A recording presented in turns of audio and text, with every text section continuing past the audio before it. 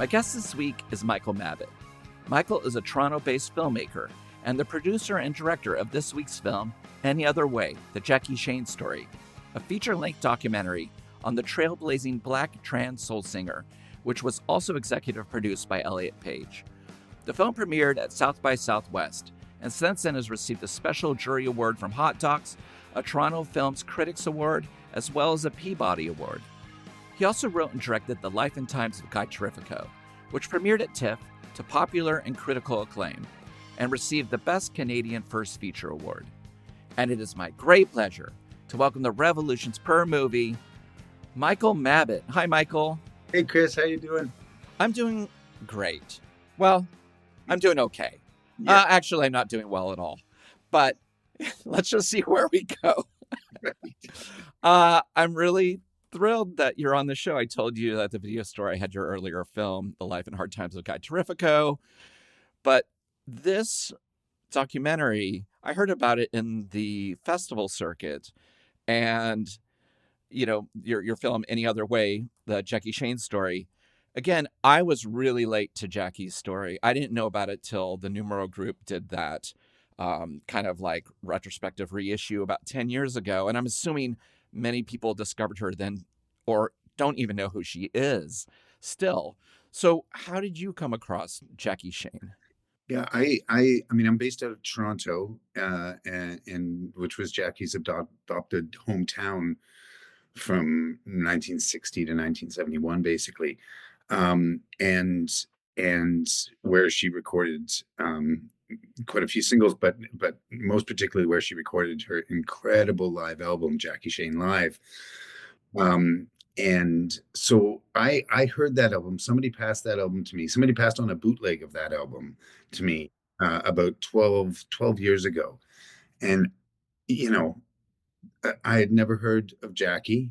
I had no idea that this kind of music at that level was being made in my hometown.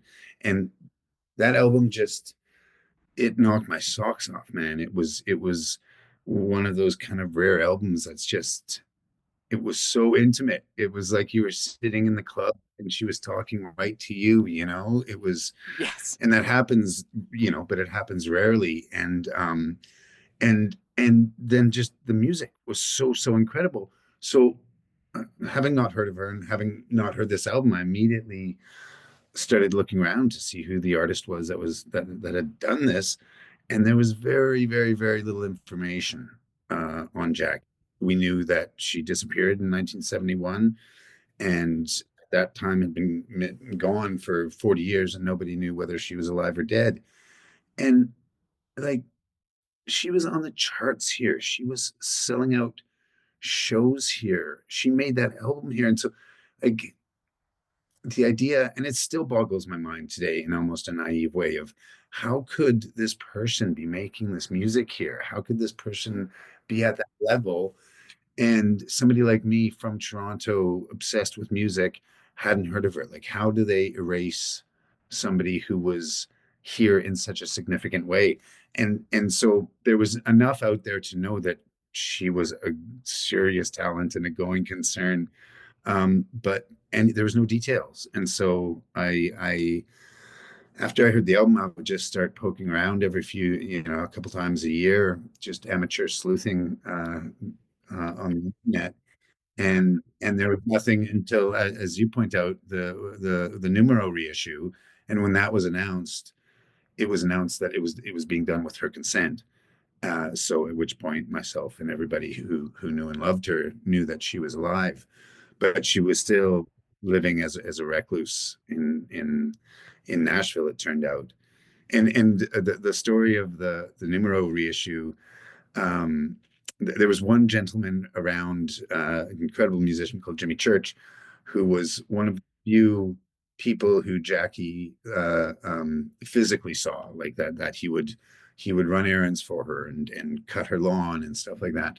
And so he was sort of one of the people that I think Numero was able to track down Jackie through. But even then, like, she was such a shut-in that the contracts, which may or may not even actually have ever been signed, were like sent. They came knocking on her door, and she wouldn't answer the door, and they were put through her mail slot. So, but I mean, thank God for that's an incredible reissue. It's up there with like James Brown live at the Apollo in terms of pure energy, how great the recording is, the song choices, and the banter is incredible. Like, I cannot do it justice, but one of my favorite things is she says on the album, when I'm walking down Young Street, some of the funny people have the nerve to point a finger at me and smile and grin and whisper, but that don't worry, Jackie, because I know I look good. Do you know what my slogan is, baby? Do what you want. Just know what you're doing. And as long as you don't force your will and your way on anybody else, live your life, because ain't nobody sanctified and holy. 1967. Yeah. And you're like, what year is it now? Yeah. No, It's exactly. I just couldn't believe it when I heard that record. When she was in Toronto, she was such a public figure in terms of playing all the time, selling out shows for like 10 weeks at a time.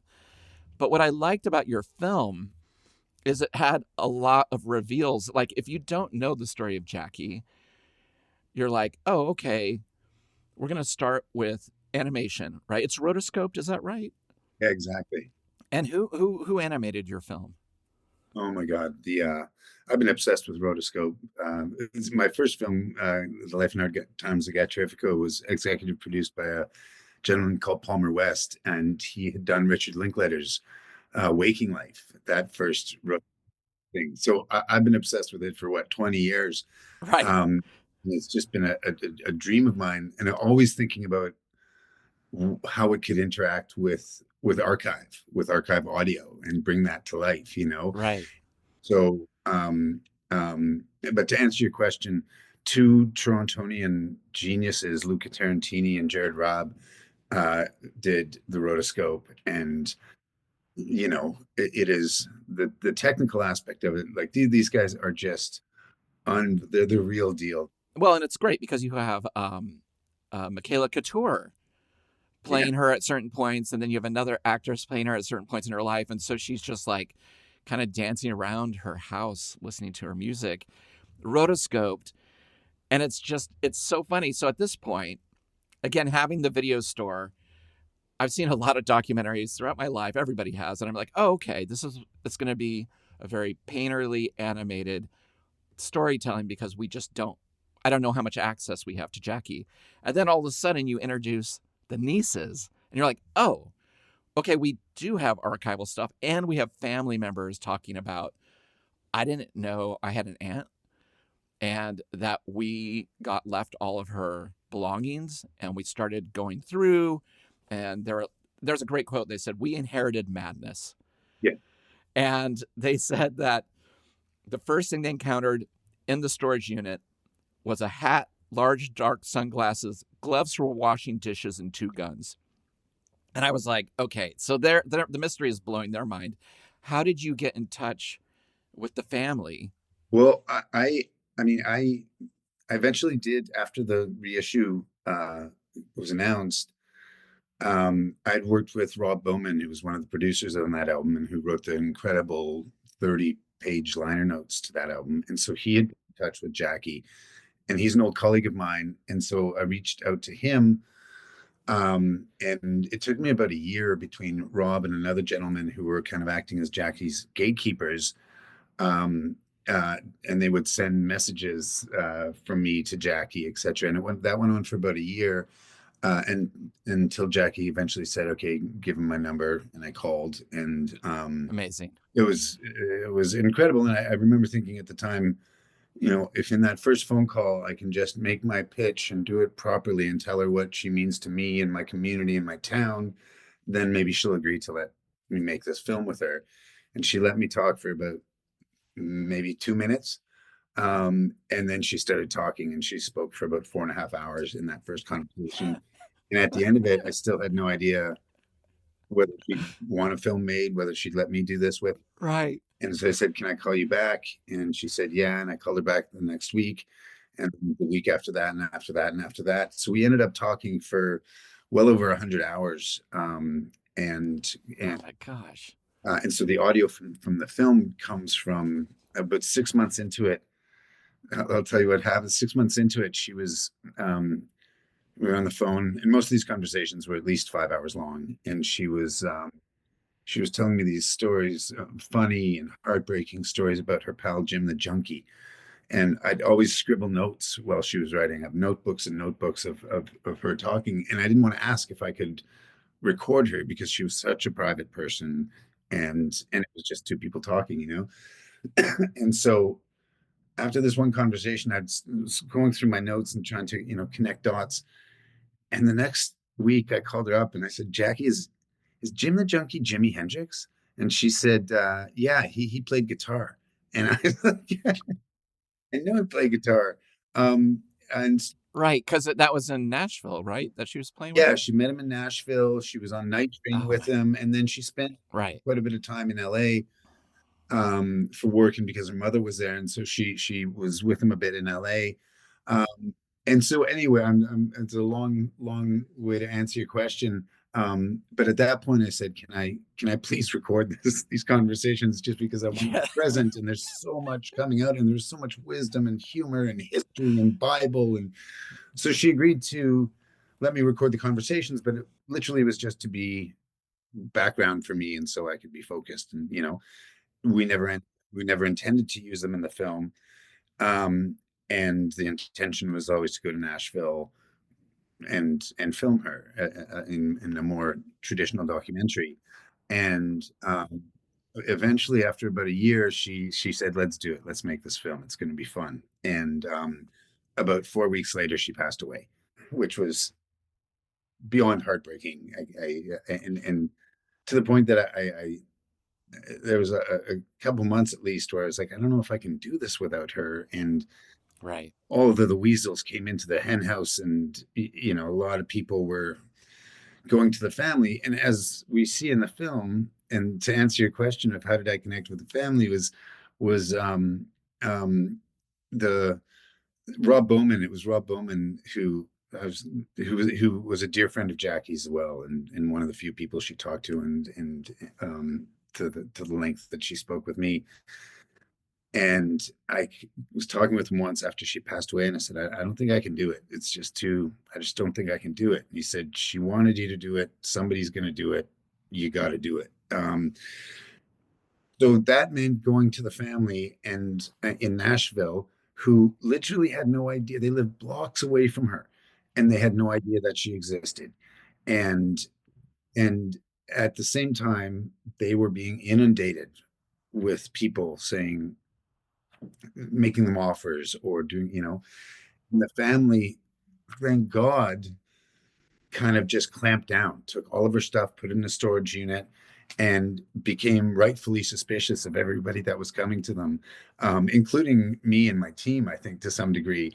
But we had a long couple long chats and went down and hung out with them a bit, and they understood my relationship with Jackie, and they understood Jackie's with mine, and what Jackie wanted to do. And so they agreed to do this as the heirs of Jackie.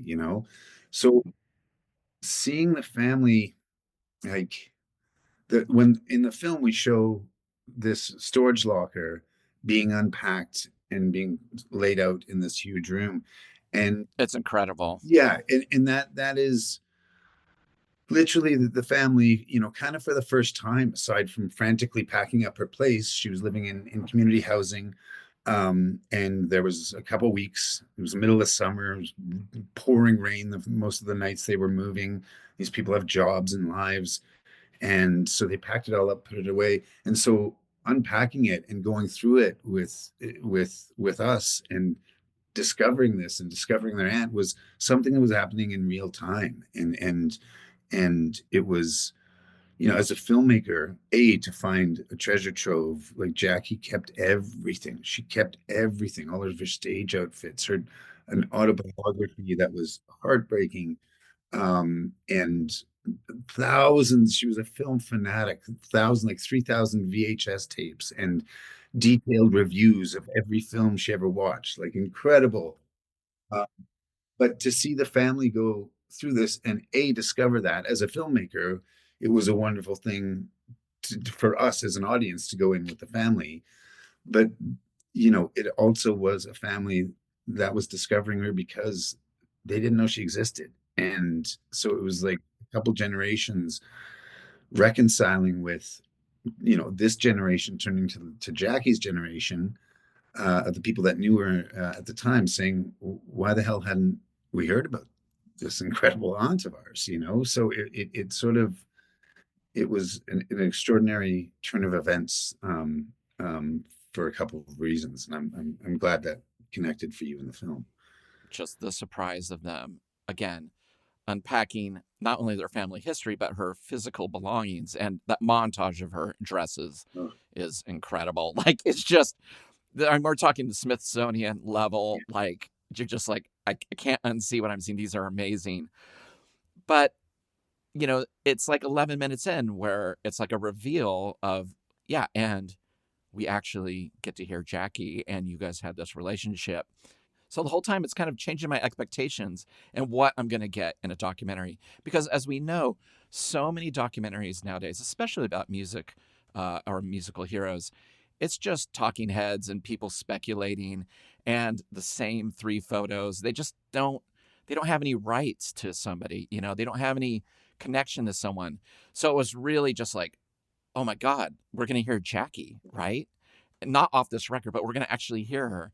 The story is about Jackie wanting to sing in church, but being like, as soon as the preacher comes on, I'm out of there and I'm not giving them any of my allowance. yeah, It's like the stories are incredible, even as a child. yeah. So, how did you whittle down this incredible life? Like, you probably had to make a lot of choices. You couldn't include everything. No, and the the fact that I had 25 hours of recordings of our conversation, and Rob Bowman was generous enough to make available some of his recordings that he was doing for the Numero thing. But my recordings were just Jackie talking. I was doing a terrible Mm. job of journalistically trying to keep her on track, and which was almost a mug's game because her brain she just had the ability to go from the Bible to politics to history to Toronto. And in the end, um, it kind of made it harder in some ways. But what we had was kind of real conversations, like Jackie just talking about what Jackie wanted to talk about. And in terms of whittling it down, you know, Jackie, in a lot of our conversations, were it was like going to art school for me. It was like going to film school. It was Jackie talking about, at the end of the day, it often came back to what this film would look like and feel like and sound like. Um, but she could articulate that by talking about, Bruce Springsteen. And she'd critique Bruce Springsteen, who tried to, he forced it too much. And I'm a secret, I'm a big Bruce Springsteen fan, and so I have to keep my mouth shut. But um, I'm loving this. she was, oh, it was, she had a thing about flash pots, like on stage, Okay. pyrotechnics made her furious. What are they doing? A, it was unsafe, Right. but B, it was, you lead with your talent. Like you stand there and you sing and you connect to the people. And if you need flash pots to get their attention, you know, and so, and she talked about film all the time. We had like basically a film club where she would reference films that weren't necessarily on any of the streamers. And if I hadn't seen it, I would have to go to my local video store, and I what I'd do is I'd go find the films that she had mentioned or films I wanted her to see. And this was 2018, which I think is probably about the same time Clinton Street. When did you wrap up there? That's when I wrapped Yeah. up. Yeah. So Yeah. Yeah. I just remember going to my local Incredible Queen video, and I'd be like, "Hey, do you have Equus?" And they'd be like, "Yeah, we got Equus." And so I'd buy Equus because Jackie said you have to watch Equus.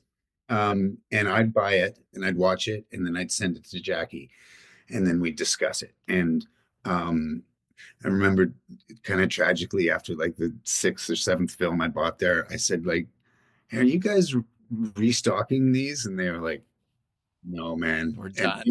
we're Oh, done. We're slowly, but yes. all, Yeah. all of it was, it was a time. Anyway, all that to say, the whittling down, my co-director Luca Rosenberg Lee and Mike Munn, our incredible editor, we did a lot of whittling down, and it was, it was hard. There's a lot of choices, but partly in these conversations, Jackie was like, "This is what a film should look like. This is how you and art. This is how you connect with people." And she taught me so much and gave me so much guidance that, like, um, it really helped in the whittling down. In other words, there was Jackie had a few relationships in her life, um and most the one that we didn't talk about was one with a gangster in Toronto. And this was like Hollywood movie exciting. He was a gangster. She did like a practice run of a bank job getaway. This man burnt. Jackie was with him when he went to sell a stolen sable coat, and the guy was trying to shortchange him, and so that her boyfriend Jackie lit it on fire. And she, to this day, she was like, "How could you do that?" So there were these incredible stories that as she was telling me, I was like, this will be in the film. Of course, we have to have this in the film. But taking a step back in the edit suite, both with Jackie ringing in my ear, and then Luca as my partner, who's a black trans man, kind of saying, if we focus on her relationships, that will take away from her talent and her other. So there was a whole bunch of guidance that we had, both from Jackie and Heaven to Luca and I and our editor just talking through it. That said, the amount of stuff that was left on the editing room floor was, and I hope something is done with both the recordings of mine, but you can only imagine how much more of that archive there is. Like, Oh God, yeah. And I do really like your choice. How early did you come up with the concept of having basically, you know, Michaela from, Canada's Drag Race and Sandra Caldwell playing her when she's older, right? How yeah, did and they're lip syncing basically to her conversations with you. How yeah. early did you come up with the concept to have that be the way we would get to often experience, Jackie in person? Part of it uh, was a concept I had going in when I was talking with Jackie, because um, there was only one piece of footage of Jackie performing live on this incredible show, Night Train. And yet there was all of this incredible live audio. And on top of which, anybody I talked to who saw Jackie talking about that experience, they couldn't articulate how the electricity, the spirituality, the connection, the performance. So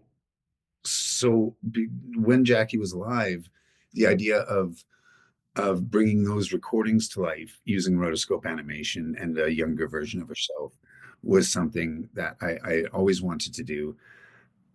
Then, of course, when she passed away, and what we had was her voice telling her story, but she was gone. It was kind of an easy pivot to say, well, let's rotoscope that as well. And as you mentioned, Sandra or Michaela is on Canada's Drag Race, just came in runner up, and She should and have won. she should take, yes. Oh, she is such an She's incredible she talent, is. Yeah. and and what we were asking of Michaela and Sandra, um, this is lip syncing, and it's lip syncing to Jackie, which I can't articulate what a huge ask that is, for two performers to pull off. Because although they're lip syncing somebody with this incredible spirit, this incredible wit, this incredible intelligence, this gravitas, all of this. And literally, I've spoken with both Michaela and Sandra, and Luca and I talked with them a lot, before going in, but like, how do you prepare for that? Do you know what I mean? And on the eve of Yes. shooting, I was like, oh, this could go disastrously wrong. Like this is such a huge ask. And what both those women brought was absolutely incredible. And maybe I can't split this, but like just as performers, that was incredible. But as two trans women, one who Sandra, who was a few years younger than Jackie, but whose career and trajectory, she came from the States, ended up in Canada, was performing in these bars in Montreal, especially that were just mobbed up. Um, like I would have loved to have talked with both of these women as incredible talking heads to speak to what it's like to be both a trans woman at the time or a trans woman today. And so the fact that they were inhabiting Jackie and going through a lot of the archive with us and reading her autobiography and could speak to Jackie because they're both in the film as we're interviewing them both. That was like another one of these incredible gifts that because their relationship with Jackie at that point, and we kind of touched on this before of like Jackie was saying what she was saying on those live recordings in '67. The fact that Michaela is in Toronto and is identifying with so many things that Jackie went through as a young person in Jim Crow South, of of of the challenges that she went through, it was extraordinary to me. And the fact that both Jackie and Michaela um, talk about these things while kind of laughing in some ways, it was such an extraordinary thing. And so we were just so lucky to be able to work with those two people. It seemed like they were getting their minds blown in real time in their interviews about Jackie. They're reading part of Jackie's autobiography that she wrote in 1974, and they just stop, just kind of take a breath and get their mind blown. It's Yeah, really lovely. And I really, the other thing I really appreciated, just the look at her escaping Nashville.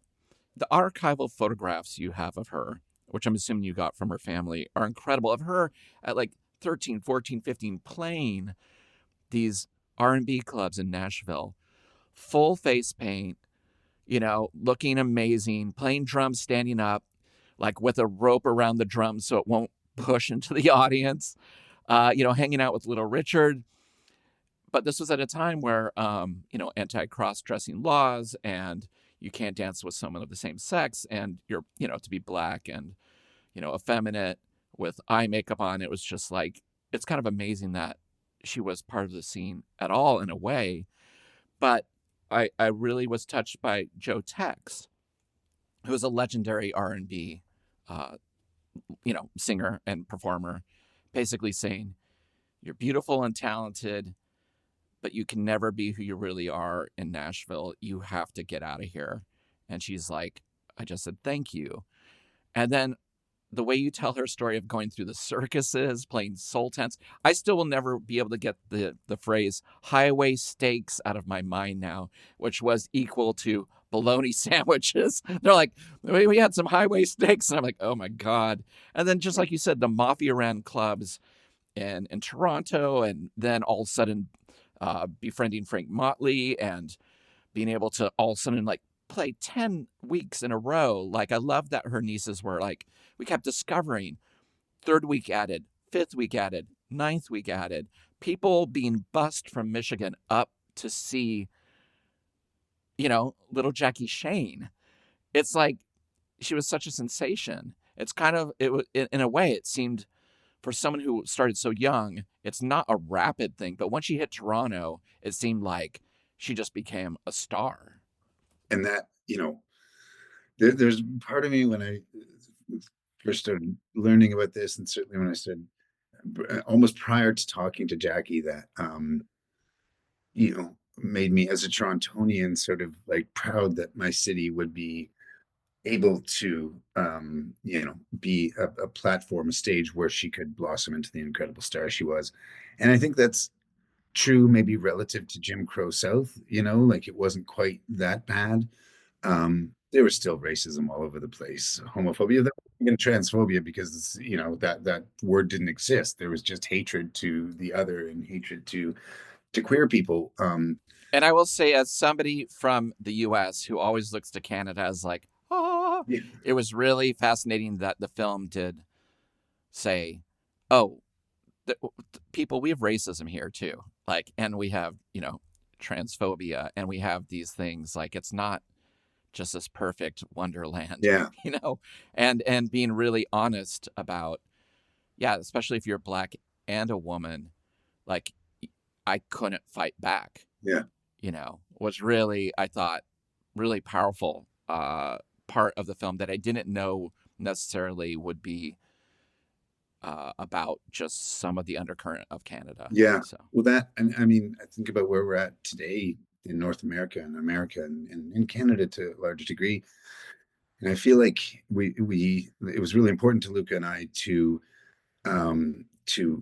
include that, partially just because the people that were here at the time, the black people and the black trans people that were in our film, talked about it. But it was really important because I think, Canada loves to feel superior to America in that way, and we love to pat ourselves on the back for, um, uh, if not what we are, then what we're not. And I think this that can be a very, very dangerous thing if we say, look at how good we are in these respects, because the evil doesn't take a break. They just double down, and they're in the parking lot doing push-ups if we kind of say, everything's fine and good. So, but I will say this, and I mean, when we went, Luca and I, in Nashville, talking to all of these gentlemen that were performing or on this on in the scene on Jefferson Street in Nashville, which was the black community where all the black bars and hotels and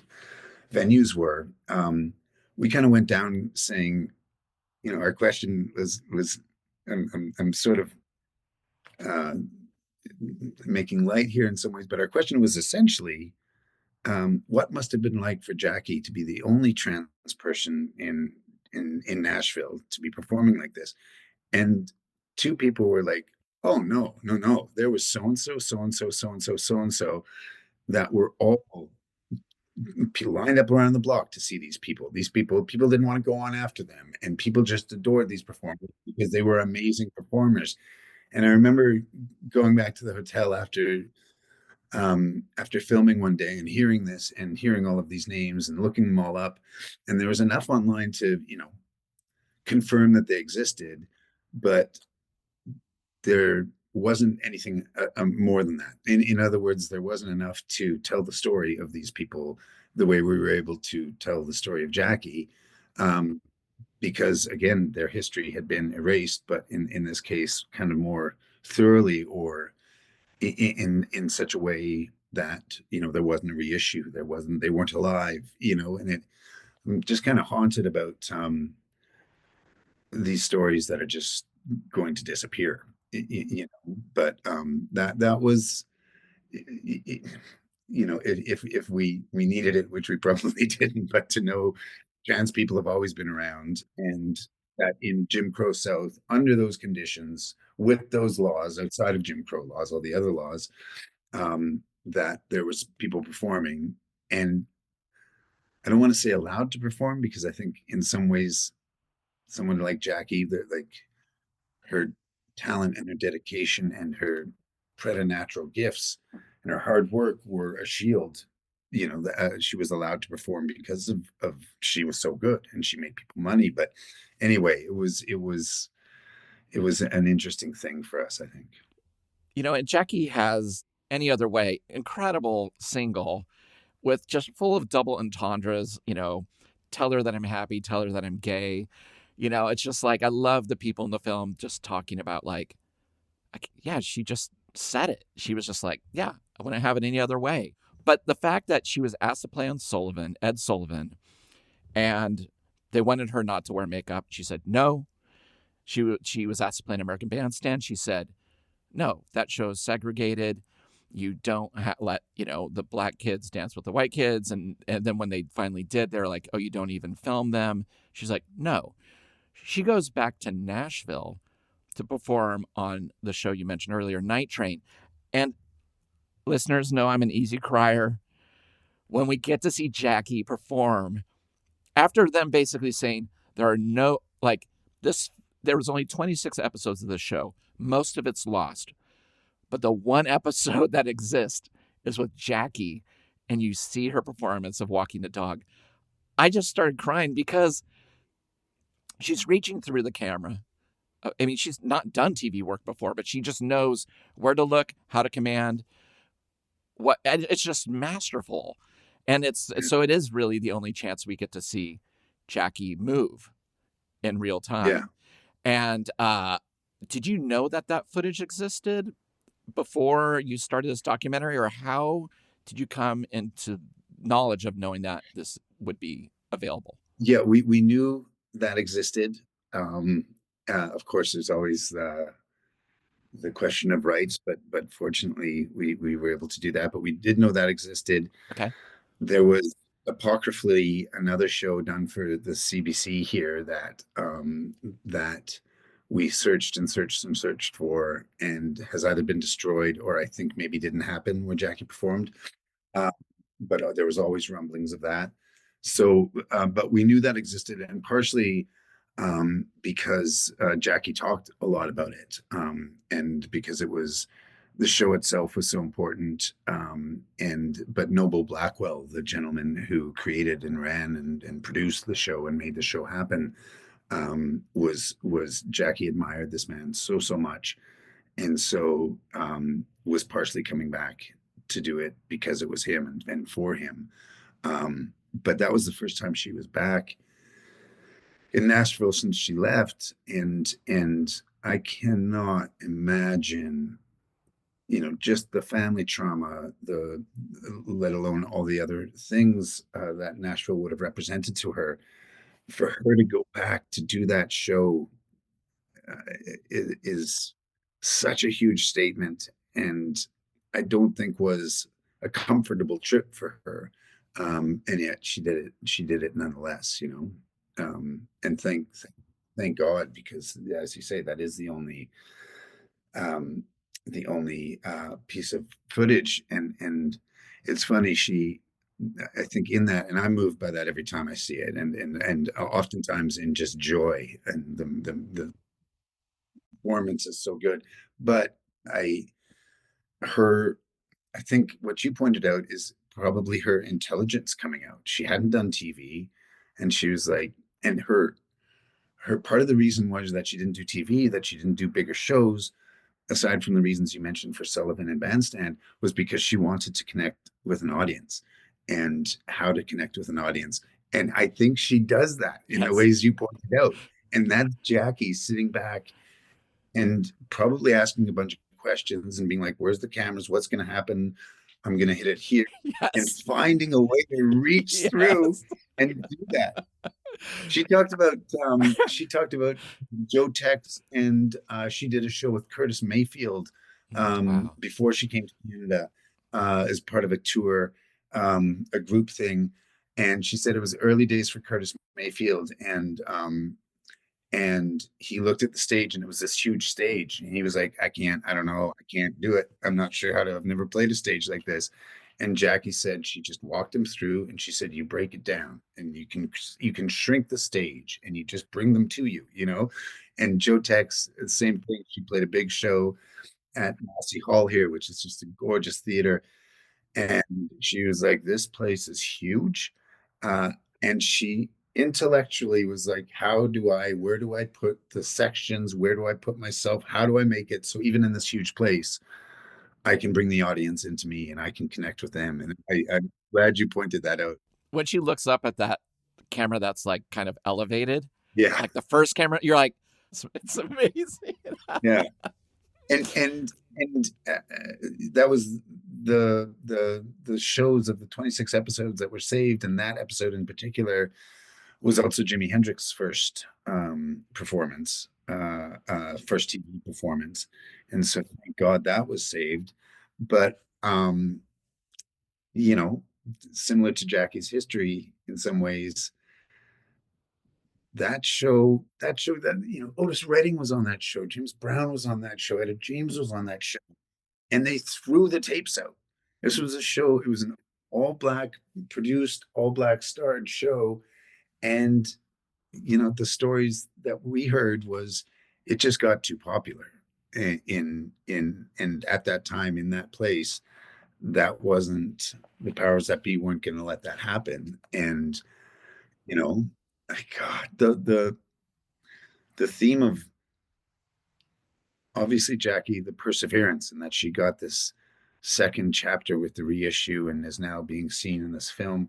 That's a really wonderful thing. But throughout this, like, my God, what's been lost? Like, had that show had Night Train, and I have to say, the family of Noble Blackwell, are there's a web series right now on Night Train. That's a pretty extraordinary thing, and so I believe that is going to come back, and somebody has to tackle that, because it's such an incredible story. But like, you just can't help but think of what the world lost when, Yeah. like, they literally threw those tapes in like garbage. So yeah, but anyway, Jackie, her ability to connect, and imagine that as a filmmaker. I'm like, those cameras would have been huge. It wasn't like some Yes. in a baker, like, just don't mind me. Like, that was her. No, it was pure black and white tube television. Yeah, But it's so interesting because somebody who she seemed a contradiction to her confidence was often raised in this film, in terms of, like, when they read from her autobiography, just how, she just wanted to be loved. She felt lonely, and the way that she kind of disappeared from the public eye, moved to Los Angeles, changed her name to Margaret. Was it Margaret Ann Daly, right? Which yes. is like the best name. I love, as Handle. people are speculating, they're like, oh no, it's got to be Magnificent. It's got to be Margaret Ann Daly. And, she changed her sex on her ID, to female, and she was in a relationship. But it is fascinating that she was kind of ready to leave. I don't know. I mean, just leave performing behind in music. What was your feeling when she was talking about that part of her life? I mean, one of the things about making this film, you know, she was such a complicated woman, and um, there aren't black and white answers to everything. And what I do know is she was so excited to perform again. That, and so when I spoke with her, so it's 2017, 2018, um, it was essentially all confidence, and her decision to leave the spotlight. She certainly missed the people and missed that connection, and knew that the people missed her. And so I think that was sad for her, but she was essentially, you know very happy with her decision. And at a time where, she was talking about this because of the reissue, she was getting attention from people all over the world. And so, uh, but that was sort of my understanding of her. And finding that autobiography, which, as you say, was written in 74, after she had made this decision, and the sadness and the heartbreak, in that, and obviously there's loads of stuff that we didn't include that she talked about, was shocking and sad and surprising for us, knowing what we knew about Jackie up until that point. Um, remember asking Rodney Diverless, this incredible choreographer and writer and activist, who's in our film, kind of, why do you think she left? And he said, well, she was, uh, a working musician. She was a black working musician. She was a black trans working musician. She was a black trans female working musician. Like, take your pick. And I think she had been a working musician since she was a young teenager, and maybe before. And, you know, everything that came with that, the alcoholic band leader. Jackie was a teetotaler. I, somebody who was in that much control of herself and her image. I think drugs and alcohol she was just not going to touch, because she wouldn't be in control, as she explained it. But surrounded by drugs and alcohol, surrounded by gangsters, surrounded, by police and all sorts of other people that, were anti-trans, and were scared and took their fear out on her. Like it. I think all of that obviously influenced some of it. Um, I think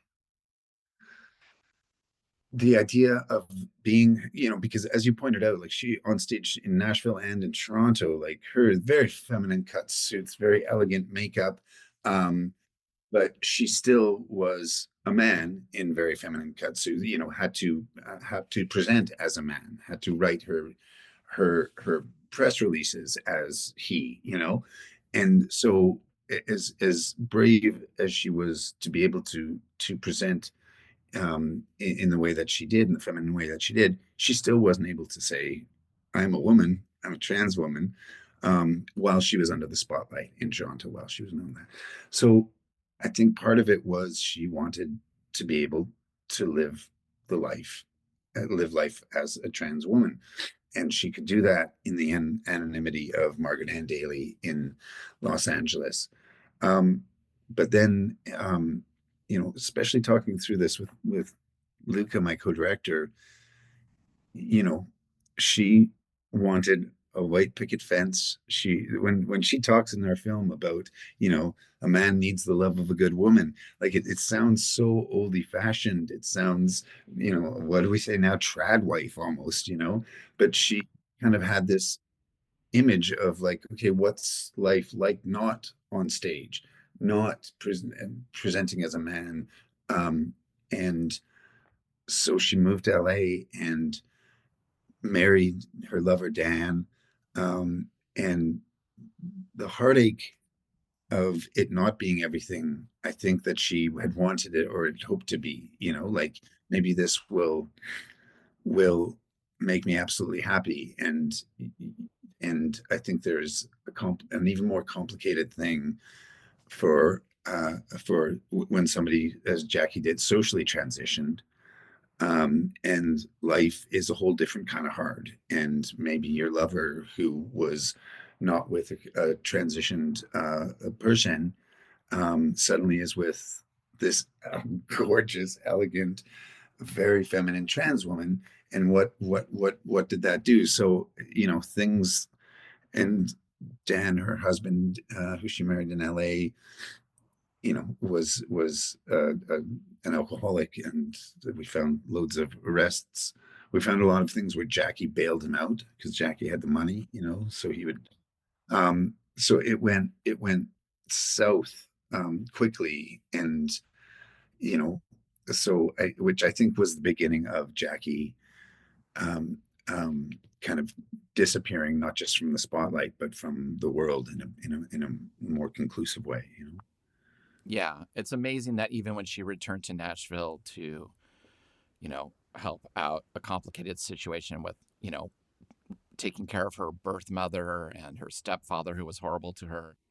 It's just a really hard chapter to feel for somebody who just she was just like, this is what I got to do. I got to take care of my family. It's like some things were just having to dictate where she was going to go and how she was going to live her life. But one of the things I did really like about the later period of her life, when she was back in Nashville, was like Jimmy Church and Lorenzo Washington and all these people kind of connecting with her, and being like, yeah, we'd go get stuff for her and she'd come out, she'd kind of hide with her hat, but we'd go out and get groceries. And the love people had for her when she returned to Nashville was really touching. Oh, that Lorenzo Washington, who runs the Jefferson Street Sound Museum, which is, this museum that he has built with his blood, sweat, and tears in this small house on Jefferson Street. to honor and chronicle the musicians that were there. And those clubs that this was the birth of rock and roll in these clubs, you know, this was soul music, and they were destroyed, ironically, partially by the repeal of Jim Crow, that area that was so vibrant and important, where Jimi Hendrix went to learn how to play the blues. The repeal of Jim Crow meant the health of those clubs declined because people could play out other places. And anyway, Lorenzo Washington loved Jackie because he knows her importance in that area, and he has posters with kind of in memoriam posters of the people that are no longer with us and where they played. And at his museum, one day a man walked in who was a social worker, and he was giving a tour to a group of young kids of Jefferson Street Sound Museum. And he walked in and he looked at this poster where it had Jackie had passed away, and he said, no, I'm her social worker. She's alive. Lorenzo, who loved this woman, and like all of us, assumed that she had passed away. And so it was through him that Lorenzo said, "Give her my number. I would love to talk." And it was just in the last few years of her life, where they became dear friends, and she admired him so much, and he obviously her. And he was Jimmy Church and Lorenzo were the only people that were allowed into her life. Um, God, I think about um, I mentioned that one of the album I first heard was a bootleg, and in working with the family, and the family becoming aware of Jackie's legacy and being the heirs to this, one of the byproducts of this journey has been that the family has been clawing back all of the rights that Jackie publishing, etc. Oh, And Jackie amazing. wrote at least one of those songs. So they've clawed that back and found that and through a lawyer and got all that back. And so there hopefully will be, and the family is not to be trifled with. So I'm certain there'll be no more bootlegs, and that the money will be going to the proper place. you know, had Jackie even been getting all of those royalties, that wouldn't have amounted to much. Like that wouldn't have amounted to someone being able to support themselves without government assistance and all that. And Jimmy Church, who's an extraordinary musician, he takes care of all of these musicians that are and Jimmy plays a couple times a week. He's 80 something, and he's playing because he has to, and I think again, naively kind of going in saying like Jackie, all of this stuff was stolen from her, which it was. But that still, even had she been getting that, that still wouldn't have sustained um, a black trans musician who hadn't toured for 45 years, like it was hard, hard, hard for Jackie, I think. I did want to ask you how Elliot Page got involved in producing the film. Yeah, the Elliot Page and Page Boy were executive producers, and you know, the it was very, very, very difficult to make this film, to raise the money for this film, and to make a film that was commensurate in beauty and joy and intelligence as Jackie Shane was, and everybody, Banger Films and Luca and I and the animators, everybody worked so, so, so hard to do this. But the reality is, you can do all that and still to have this film known, to get into certain rooms with people, you need somebody to help elevate that voice and amplify that voice. And Elliot Page and Matt Jordan Smith at Page Boy, they this is part of what they do is they find films like ours, and help amplify it. And Elliot's career has been so incredible, both in talent and integrity. And so I think they understand the urgency and the importance of amplifying these stories, and that's what they've done. And you know, the like you and so many people, they hadn't heard of Jackie, you know. Right. So to hear the music and the story of this Black trans artist that they hadn't heard of, like there's an urgency. There was two kinds of urgencies to this. One was people that had known of Jackie and were like, finally, we have to tell this story. It's important and it's timely. And then the other was people that were like, how have I not heard this story?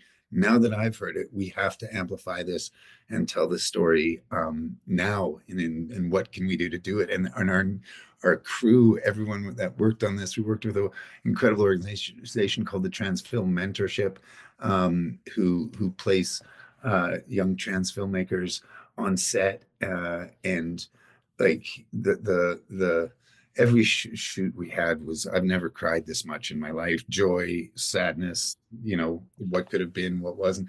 But what people brought to this thing because of the urgency. When I started making this 2017, this seemed like such an incredibly important story to tell at this time. And every year, for no good reason, it's gotten more urgent and more important, to tell this story. Michael, I want to thank you for coming on. We're just scratching the surface.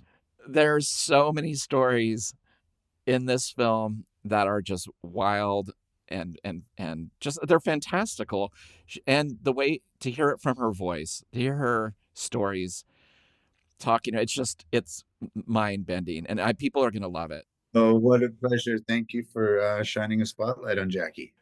Well, at the end of every episode, I ask the same question, but I tailor it depending on what we're talking about. So, on a scale from 1 week to 10 weeks, how many weeks held over at the Sapphire Club do you give the life and music of Jackie Shane? We know the answer. I'm going to hold it over again. It's the 11th week.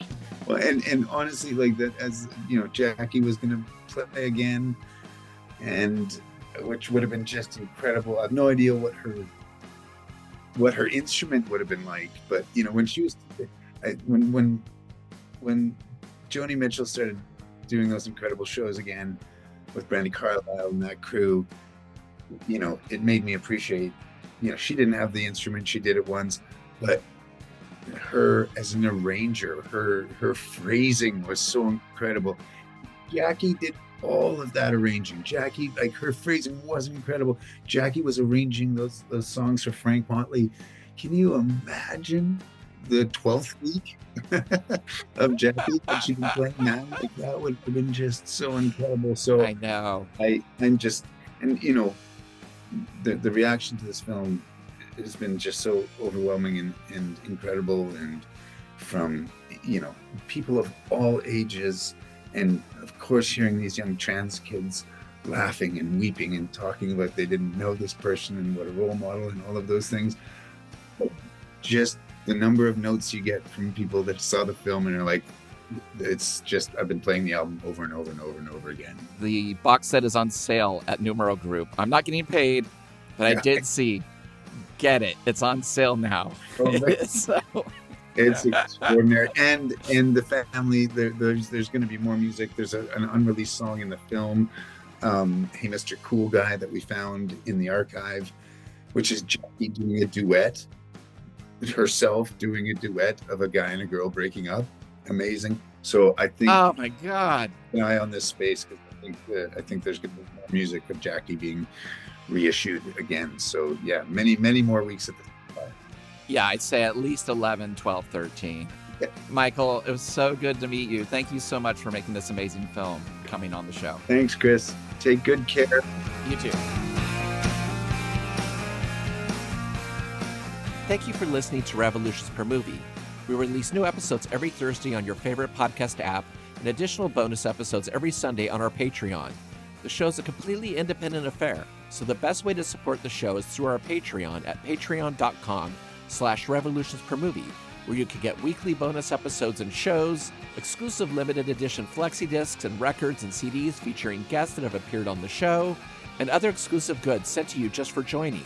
You can follow us on social media at Revolutions Per Movie, and also find out more information about our various guests in the episode show notes. Thanks again, and we'll see you next week. Bye!